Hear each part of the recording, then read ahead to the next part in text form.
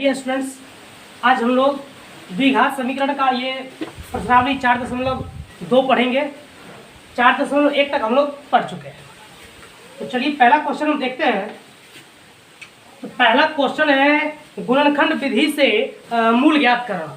तो गुणनखंड विधि से मूल ज्ञात करने के तरीके हम बता चुके हैं, तो इसलिए हम आशा करते हैं कि आप सीख गए होंगे। इसलिए इस क्वेश्चन पर हम ज़्यादा ध्यान नहीं देंगे और हम इसमें तीसरा क्वेश्चन मैं बना दे रहा हूँ। बाकी आप लोग शायद बना चुके होंगे या नहीं, तो पिछला वीडियो देख करके आप उसे सीख लेंगे।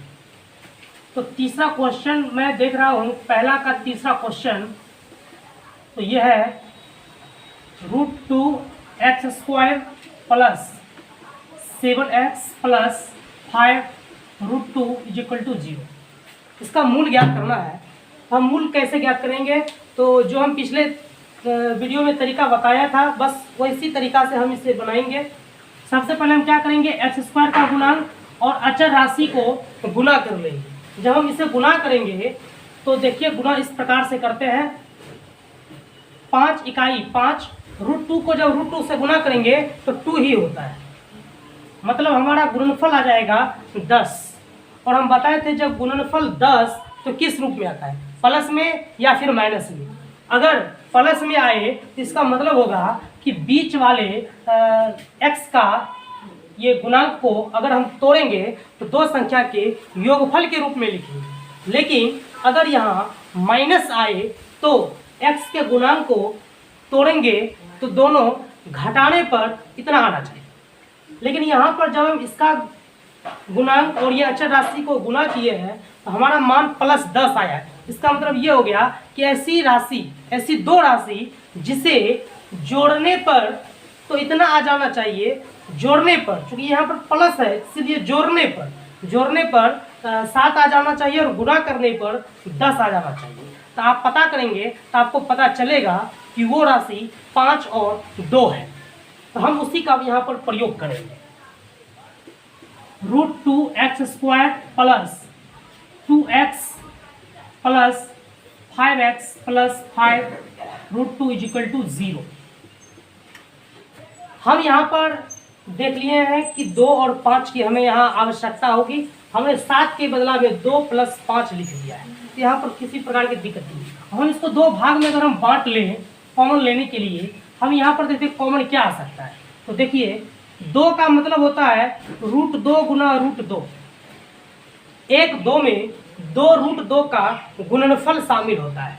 इसी प्रकार अगर 3 की आवश्यकता पड़े, जहाँ पर रूट की ही आवश्यकता पड़े, उस स्थिति में है √3 गुना √3, यानी कि 2 में √2 गुना √2 शामिल है। 3 के बदला में हम √3 गुना √3 लिख सकते हैं। तो यहाँ पर इसका मतलब ये हो गया कि यहाँ तो √2x² है ही, यहाँ पर 2 √2 है। मतलब 2 का मतलब होता है √2 गुना √2, तो यहाँ पर √2 गुना √2 है। हम यहाँ पर √2 और x कॉमन ले लेंगे तो देखिए यहाँ पर √2 तो आ ही गया है कॉमन में, एक x आ गया है तो बचा 1x प्लस अब √2 कॉमन आ गया है। हम बताएं कि 2 में 2 √2 होते हैं। इसका मतलब 1 √2 अगर निकल गया तो 1 √2 यहाँ पर बचेगा। अब यहाँ पर हम कॉमन क्या ले सकते हैं, ये दोनों में कॉमन आएगा सिर्फ 5, तो हम 5 कॉमन लेते हैं। यहाँ बचेगा x प्लस √2 बराबर 0। अब यहाँ पर देखिए, अब इस पूरे टर्म में हम देखते हैं ये और ये टर्म एक ही है, x प्लस √2 और x प्लस √2। अब हम इसे कॉमन ले लेंगे, इसको हम कॉमन ले लेंगे। यहाँ हो जाएगा x प्लस √2, तो यहाँ बचेगा √2x प्लस 5 = 0। हमें x का मान निकालना है, मूल ज्ञात करना है। तो हम क्या करेंगे, इस टर्म को पहले हम हल करेंगे। x प्लस √2 = 0, चूंकि गुना में है तो इसलिए ये बट्टा में आ जाएगा। √2x प्लस 5 या x प्लस √2 = 0 या x = -√2। एक मूल हमारा -2 आया है। हम देखेंगे जब हम इसको आगे बढ़ाया तो हमारा मूल आ गया x -√2। जब हम इसे आगे बढ़ाएंगे तो हमारा क्या मूल आएगा, अभी हम देखते हैं। लिखेंगे पुनः √2x plus 5 is equal to 0। अब जब इतना बराबर लिखेंगे तो गुना में है तो ये बट्टा में आ जाएगा, जैसे ये बट्टा में आया था, यहाँ हो जाएगा x प्लस √2 या √2x plus 5 is equal to 0 या √2x इज इक्वल टू -5 या x इज इक्वल टू -5/√2। तो एक आंसर हमारा ये आ गया। तो इस प्रकार से हम देखते हैं x के दो मूल यहाँ पर ज्ञात हो गया। वैसे भी ये द्विघात समीकरण है और द्विघात समीकरण के दो मूल होते हैं। तो इस प्रकार से ये मूल ज्ञात कर लेंगे। तो पहला क्वेश्चन में जितने भी क्वेश्चंस हैं वो टोटल क्वेश्चंस आप गुणनखंड विधि से हल कर लेंगे। चलिए मैं दूसरा क्वेश्चन अब देखता हूं।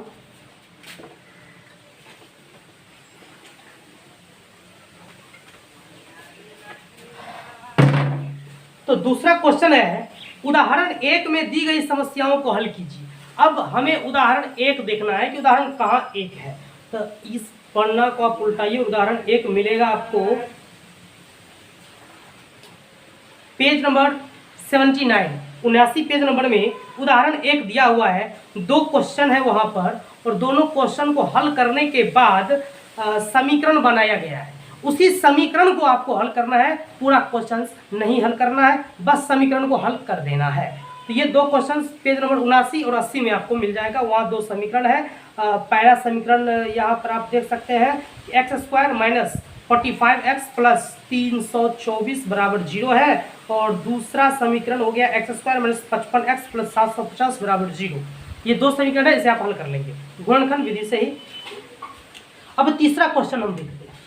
तो तीसरा क्वेश्चन यहाँ है ऐसी दो संख्याएं ज्ञात कीजिए जिनका योग 27 हो और गुणनफल 182। योग 27 और गुणनफल 182, तो कौन सी ऐसी संख्या हो सकती है? देखिए दो संख्या है, दो संख्या का जोड़ कह रहा है 27। दो संख्या, तो संख्या बहुत सारी हो सकती है, लेकिन हमको इसमें फिक्स नहीं किया है कि कौन सी संख्या होगी। अगर फिक्स ही कर देता तो फिर सवाल ही नहीं बनता। तो हमें यहाँ एक संख्या तो कम से कम मानना पड़ेगा। हम मान लेते हैं एक संख्या x है। अगर एक संख्या x है, जैसे हमको अगर कह दे कि दो संख्या का जोड़ 25 है, एक संख्या 12 है, तो दूसरी संख्या कितनी? दो संख्या का जोड़ हो गया 25। अगर एक संख्या 12 है तो दूसरी संख्या कितनी? हम क्या करेंगे, 25 में से 12 को घटा देंगे तो ये दूसरी संख्या निकल जाएगी। उसी प्रकार से हमें यहाँ पर देखना है। अगर दो संख्या का जोड़ 27 है, एक संख्या हम चर के रूप में मान लिए हैं, तो मान लिए है तो प्रोसेस तो वही होगी जो यहाँ पर हुआ, अर्थात दूसरी संख्या जो निकलेगा वो हो जाएगा 27 - x। ये दूसरी संख्या यहाँ पर है। तो ये संख्या हम इस प्रकार से हम ज्ञात कर लेंगे। तो पहले हम लिखेंगे कि माना, पहले तो हम ये इस प्रकार से लिखेंगे कि चूंकि दो संख्याओं का योग 27 माना एक संख्या बराबर x। दो संख्या का जोड़ हमें दे दिया है 27। हम मान लिए कि एक संख्या x, इसलिए दूसरी संख्या क्या होगी? दूसरी संख्या बराबर 27 - x। दो संख्या का जोड़ 10, एक संख्या 5, तो दूसरी संख्या कितनी? 10 - 5, दूसरी संख्या 5। दो संख्या का जोड़ 10, एक संख्या 7, तो दूसरी संख्या कितनी? 3। घटा करके हम निकाल लेंगे, दूसरी संख्या हो या पहली संख्या। इस प्रकार से हम यहाँ देखते हैं तो दूसरी संख्या तो हमारा प्राप्त हो गया। लेकिन प्रश्न में क्या रहा है, हम देखते हैं। प्रश्न में कह रहा है कि जो दो संख्या है दोनों का गुणनफल 182 है। पहले क्या कहा कि दो संख्याओं का योग 27 है और उसका गुणनफल, यानी कि वो जो दो संख्या का योग 27 है उसी का गुणनफल 182 है। तो हम यहाँ पर पहले क्या किया है कि मान लिया एक संख्या x, तो दूसरी संख्या 27 माइनस एक्स, तो इसलिए अब प्रश्न में क्या कर रहा है, पहली तो संख्या यहाँ पर ये हो गया और दूसरी संख्या ये, अब दोनों का गुणनफल कर रहा है 182 है, तो संख्या ज्ञात की। तो प्रश्न से हम लिखेंगे x गुना 27 माइनस एक्स बराबर 182। अब हमें इसे हल करना है, तो हल करेंगे तो हम गुना करेंगे तो हो जाएगा 27x माइनस एक्स स्क्वायर बराबर 182, या हम इसको इधर ले आते हैं तो यह हो जाएगा, इसको हम सजा लेते हैं सही से, minus x square plus 27x minus 182 बराबर 0। अगर यहाँ से माइनस हटाना है तो दोनों तरफ -1 से गुना करना पड़ता है, और -1 से अगर हम दोनों तरफ गुना करेंगे तो ये हो जाएगा प्लस, ये हो जाएगा माइनस, पुनः ये हो जाएगा प्लस बराबर 0। इस प्रकार से द्विघात समीकरण बन गया। अब द्विघात समीकरण बन गया तो फिर हमें क्या करना है, गुणनखंड विधि से हमें इसे हल कर लेना है, या नहीं तो x बराबर जो हम सूत्र बताए हैं, x यानी कि मूल बराबर x बराबर minus B plus minus under root B square minus 4ac बटा 2a, तो यहाँ से हम हल कर लेंगे। अब यहाँ पर ध्यान देने योग्य बात यह है कि यहाँ पर x स्क्वायर है और द्विघात समीकरण के दो मूल आते हैं, तो जब यहाँ पर दो मूल आएंगे तो हो सकता है यहाँ पर कि एक प्लस में आए और एक माइनस में आए। तो यहाँ पर बात की जा रही है संख्या, दो संख्याओं का योग 27 है और उसके गुणनफल 182 है, तो यहाँ पर हमें जो प्लस में होगा हमें उस प्लस का मान रखना है, नेगेटिव वाले मान को यहाँ से हमें हटा देना है। तो चलिए यहाँ पर ये क्वेश्चन को आप यहाँ से आप हल कर लेंगे।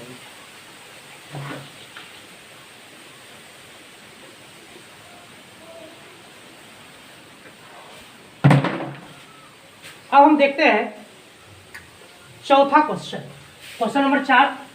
तो क्वेश्चन नंबर 4 में कहता है दो क्रमागत धनात्मक, देखिए क्रमागत मतलब क्या होता है, क्रम से यानी कि लगातार, जैसे अगर 4 है तो 4 के बाद 5, तो 4 और 5 ये दो राशि क्रमागत हो गया, लगातार संख्या हो गया। जो लगातार संख्या हो उसी को हम क्रमागत संख्या कहते हैं, एक के बाद दूसरा आने वाला, क्रम से आने वाला। तो 4 नंबर क्वेश्चन में है दो क्रमागत धनात्मक पूर्णांक ज्ञात कीजिए जिनके वर्गों का योग 365 है, जिनके वर्गों स्क्वायर का योग, संख्या तो है लेकिन जब हम उसका स्क्वायर करते हैं और उसे जोड़ देते हैं तब जाकर के 365 प्राप्त होता है। तो यहाँ पर तो बताया नहीं गया कि कौन सी संख्या है, तो हमें मानना है। हम लिखेंगे माना पहली संख्या बराबर x तथा दूसरी संख्या x प्लस 1। पहली संख्या x और दूसरी x प्लस 1 इसलिए माने हैं क्योंकि क्रमागत कह रहा है, और क्रमागत का मतलब होता है कि प्रत्येक संख्या अपनी पहली संख्या से एक ज्यादा है, तो ये क्रमागत हो गया। अब क्या कह रहा है, तो कह रहा है कि ये दोनों जो संख्या है दोनों के स्क्वायर करने के बाद और उसको जोड़ने पर 365 प्राप्त होता है। हम लिख देंगे यहाँ प्रश्न से हमें क्या कहा जा रहा है कि दोनों संख्या के स्क्वायर वर्गों का योग है 365। बस हल कर देंगे, हमारा द्विघात समीकरण बनेगा, हम हल कर लेंगे। तो एक्स स्क्वायर प्लस, अब ये फॉर्म जो आ गया है वो आ गया a प्लस बी के होल स्क्वायर, और a प्लस बी का होल स्क्वायर आपको पता होगा X square plus 2ab plus B square बराबर 365। तो हम यहाँ पर लिखेंगे X square plus X square, 2 को x और 1 से ये गुना करेंगे तो हो जाएगा 2x, और ये प्लस एक का स्क्वायर एक ही होता है, और इसको हम इधर ले आते हैं माइनस 365 बराबर 0। एक्स स्क्वायर, यहाँ पर हम ये भी एक्स स्क्वायर है और ये भी एक्स स्क्वायर, दोनों प्लस में, दोनों को जोड़ देते हैं 2x स्क्वायर प्लस 2x। अब यहाँ देखिए प्लस 1 और माइनस 365, इसका मतलब जब दोनों को हम हल करेंगे तो माइनस 364 आएगा, माइनस 364 बराबर 0। अब यहाँ देखिए दोनों ये तीनों टर्म में 2 से भाग लग जाएगा, तीनों पद जो है वो 2 से विभाज्य है, इसलिए हम 2 से भाग कर देंगे। यहाँ हो जाएगा x square plus x minus 364 नहीं, 2 इकाई 2, 2 8 16, तो इतना आ जाएगा। अब हम इसे फिर द्विघात सूत्र से या फिर गुणनखंड विधि से। हमारे पास दो तरीके हैं, दो तरीके में से किसी भी तरीके से हमें x का मान ज्ञात कर लेना है। और क्वेश्चन में कहा दिया है धनात्मक पूर्णांक, अर्थात यहाँ पर जो माइनस आएगा हमें उस मान को नहीं रखना है, हमें उसे हल नहीं मानना है, प्लस जो मान आएगा वही हमारा आंसर होगा। इस प्रकार से हम पहली संख्या और दूसरी संख्या हम आसानी से ज्ञात कर लेंगे। चलिए इसके बाद मैं अगले प्रश्न पर आता हूँ।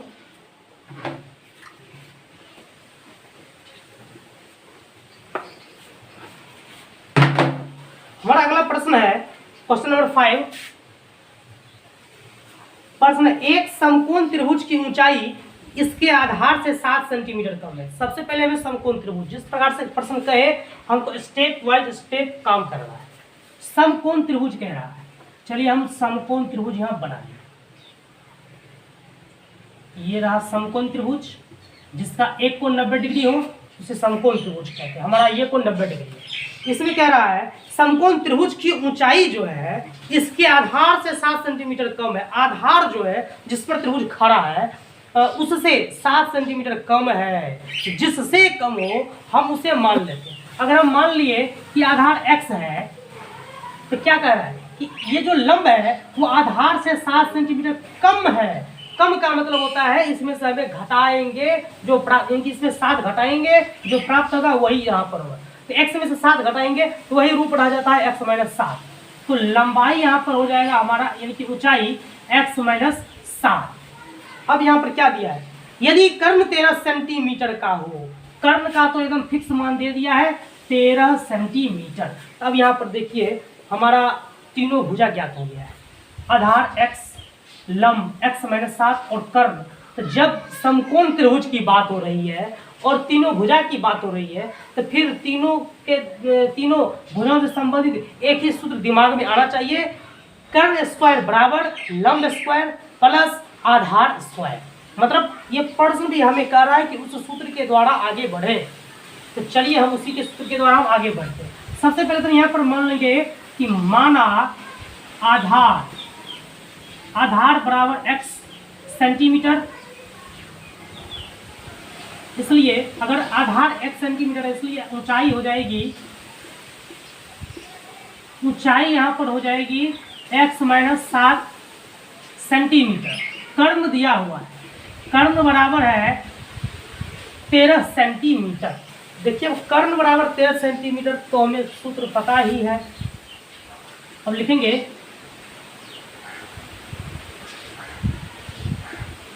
समकोण त्रिभुज में, समकोण त्रिभुज में क्या होता है, कर्ण स्क्वायर बराबर लंब स्क्वायर प्लस आधार स्क्वायर, ऐसा सूत्र होता है।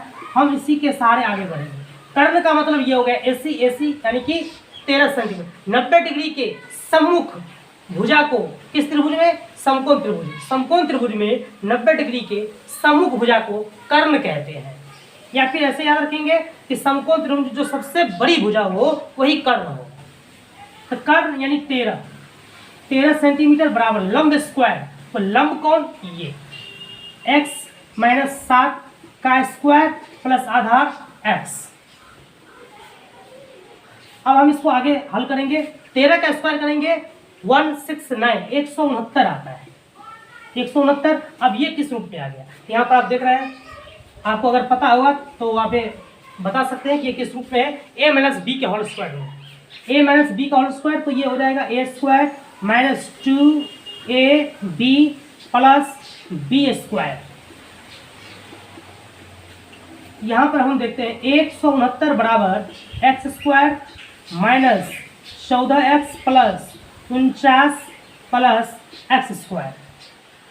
169 बराबर एक्स स्क्वायर और एक्स स्क्वायर दोनों पास में ही है, इसलिए हम दोनों को जोड़ देंगे। 2x square minus 14x plus 49। हम क्या करते हैं अब, 2x square minus 14x plus 49 बराबर 169। 169 को हम इधर ले आते हैं, 2x square minus 14x plus 49 minus 169 बराबर 0।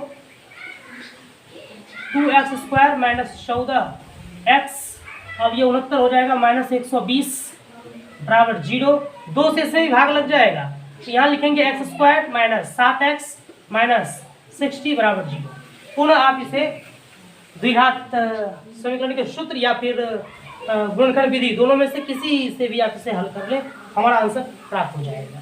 तो यहाँ पर फिर वही बात, माइनस में जो आएगा हमें उसे नहीं रखना, क्योंकि किसी भी लंबाई को हम माइनस में नहीं नापते हैं, भले ही कितना ही छोटा हो, वो हमेशा आता है प्लस में। तो यहाँ पर हमें माइनस वाला जो आंसर आएगा वो असंभव होगा, तो आप ब्रैकेट में लिख देंगे। अगर हमारा मान x में आ गया, मान लीजिए हमारा मान आ जाए यहाँ पर 12 और एक आ जाए -12, तो हम इसको असंभव कर देंगे, यहाँ पर ब्रैकेट इसके बगल में लिख देंगे असंभव, या यह असंभव है, यह नहीं हो सकता है। तो हमारा आंसर हो जाएगा 12 सेंटीमीटर, यानी कि जो प्लस में होगा वो हमारा आंसर हो जाएगा। तो इस प्रकार से हम देखते हैं ये क्वेश्चन हमारा बन चुका है, इसका हल आप याद कर लेंगे। अब हम लास्ट क्वेश्चन देखते हैं।